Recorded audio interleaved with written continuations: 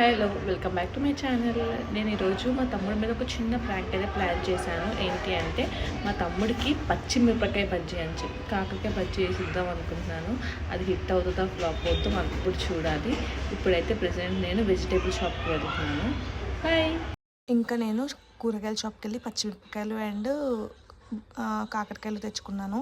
కాకరకాయ లోపల seeds and పైన పీలింగ్ తీసేసి బ్యాటర్ అండ్ ఆయిల్ అయితే హీట్ చేసుకున్నాను. నేను ఆ కాకరకాయలు పచ్చిమిరపకాయలు మధ్యలో పెట్టాను, ఎందుకంటే మా తమ్ముడు నేను ఎప్పుడు కుకింగ్ చేసినా వచ్చి మధ్యలో టేస్ట్ చేసి వెళ్ళిపోతాడనమాట. కానీ ఆ రోజు అస్సలు రాలేదు, ఎందుకంటే గేమ్ ఆడుకుంటున్నాడు.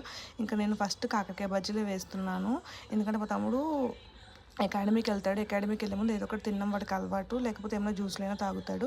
ఇంకా రోజు నేను పచ్చిమిరపకాయలు బజ్జీలు వేస్తున్నాను అని చెప్పి ఇంకా భ్రమలోనే ఉన్నాడు. వాడికైతే 2 బజ్జీలు వేసి ఇచ్చి ఫస్ట్ అయితే ఇచ్చాను. వాడు పచ్చిమిరపకాయ బజ్జీలు అనుకుని సూపర్ అన్నాడు, కానీ తర్వాత వాడికి టేస్ట్ తెలిసింది అది కాకరకాయ అని. ఇంకా వాడి ఎక్స్ప్రెషన్స్ అయితే కామెడీ. అంతే వీడియో. బాయ్.